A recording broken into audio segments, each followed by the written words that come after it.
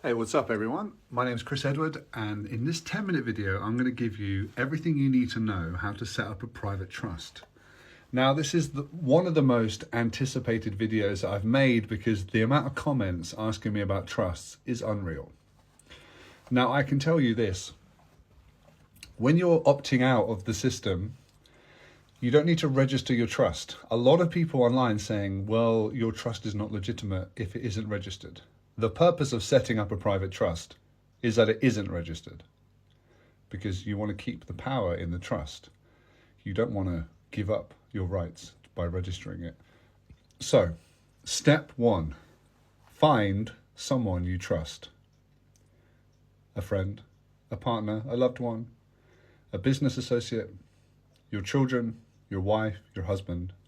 You have to trust them because you're going into a trust with them. That's step one. Now, there's lots of opinions to how you can set up a trust deed. Grab a pen and piece of paper and write your own. Go online and look at templates if you want, so you can have a general idea. But you're setting out a contract, a private contract between you and the people you trust. You're going to set out who is the settlor, who is putting things into the trust. Who is the trustee who is managing the trust? And who is the beneficiary who is benefiting from the things in the trust? The bank accounts, the property, the land, whatever, the houses, the cars, whatever you want to put in the trust. But we'll get into that in a moment. So you set out a trust document, which is a lawful document between you and another person or a group of people. You don't need to ask permission to do this. This can be a completely private thing that you do, and you write down your intentions. You can write the principles of the trust. You can write your intentions of the trust. You can write out an ethos of the trust, what you stand for, what you're willing, could be a charitable donation that you could be setting up. But the trust is important. Set out in the document. Sign the trust. Sign it with your signature, your sign of nature. You're putting your own nature down on paper. And this is why it's so important that signatures are so important. So you found somebody that you trust and you've written your trust document, declaration of trust. So now you're in a trust. You can write this on a napkin if you want. Now, part of your trust is that it's private, which means you don't need to tell anyone. You don't need to discuss it. You also don't need to prove it. The authorities will have you try and prove this, and you can simply say, I don't need to prove anything. I'm simply telling you I'm in a trust. The end. That's it. They have to listen to you, you see. This is how we gain our power back and our sovereignty. So once you set up a trust, and you know who the beneficiaries, the settlor and the trustee are, go and get a PO box or an address that works for you. You can use your home address if you prefer, but I use a PO box in London, and set up a separate email address and a separate phone number if you would like, directed to the trustees of the trust. Now, go and print out some non-disclosure agreements, NDAs, confidential agreements. Sit down and fill them in. Now, this binds an absolute confidentiality clause in the trust, which means nothing that is in the trust, around the trust, or anything is discussed, and you're bound by a lawful contract with the trust, with the trustees.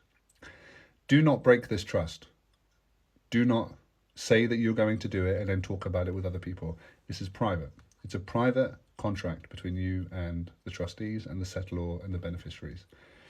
Now, what this is once you've signed the non-disclosure agreement with a private trust, you are basically handing all of your power of attorney over to the trustees, whoever you have set out to be the trustees. Now, once you've done this, and I always say to people, you have to live and breathe the trust. Everything goes through the trust. Now, in response, This is how I handle it. I'm happy paying utility bills. I don't mind paying for gas, water, heating, electric, stuff like that. That's fine because I'm actually receiving a product. A lot of people are trying to get out of those things, and that's not my cup of tea. The reason I'm saying this is because you still have to maintain a household. This isn't suddenly you're in a trust and now you're pushing everyone away. Oh, I'm in a trust, I don't need to pay for anything. That's not how this works. You still have to be a part of our society. What I'm saying is, if something unlawful, like a bailiff, is unlawful, it may be legally okay what they're doing, but it's still unlawful what they're doing.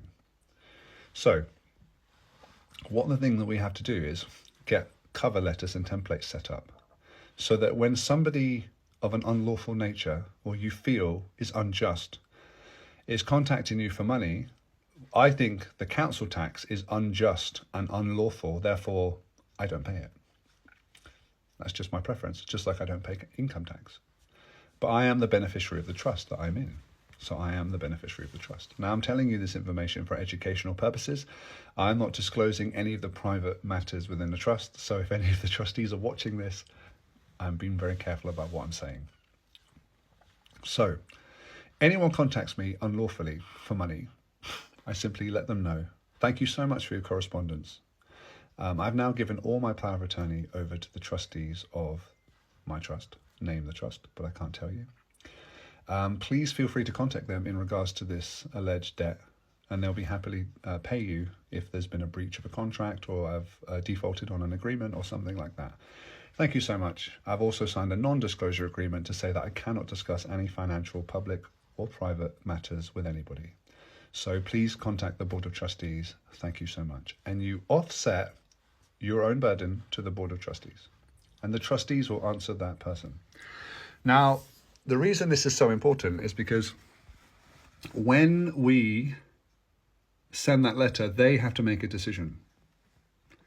They make a decision saying, well, do we contact the Board of Trustees and see what they have to say about this? Or do we keep contacting this individual?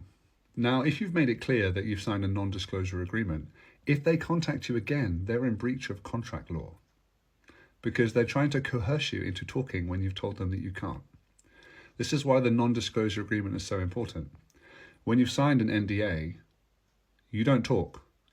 You're unable to talk. You're bound by law not to talk. And they have to go to the Board of Trustees. They have to, by law. So they have an option. Do they leave you alone? Do they go to the Board of Trustees? Or do they break the law themselves by contacting you again? Now, if they do contact you again, be sure to remind them that you're in an NDA with a private trust and that you can't discuss anything. And any further correspondence from them is coercion into breaking a contract. They are trying to get you to break the law. So you've got that on them. And then when they contact the trustees, it's coming up to 10 minutes, when they contact the trustees under trust law jurisdiction can ask questions. They have power of attorney, which means please send us any contracts or agreements or any terms and conditions that have been breached so that we can pay you. We'll happily pay you. The trustees want to pay. They want to offer remedy. They're not against the bailiffs. They're like, hey, we'll pay you money, whatever you want. Our beneficiary owes you money, no problem at all. Send us the contracts, the agreements, the terms and conditions of that debt, because under the Bills of Exchange, 1882, in order for there to be a debt, there must be a contract. All of these things, there has to be an agreement, there has to be a meeting of the minds, there has to be a signed wet ink signature on a contract for the debt to exist. You go through that method, and this company hasn't got a leg to stand on. Truly, this is the power of the trust.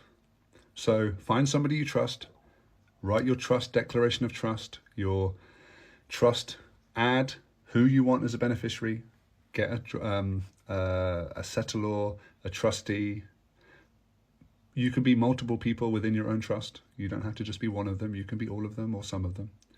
And get your template letters sorted out. And I will do another video on template letters if it helps you. But we're coming up to 10 minutes. And that's how you don't have to justify your trust. You don't have to prove it. Just you saying, I'm in a trust, is the end of it. You don't need to authorize your trust, license your trust, register your trust. It's private. It's between you and the people you trust. And that's the end of it. And that's how you build a trust. Sending you lots of love. Hope you're well.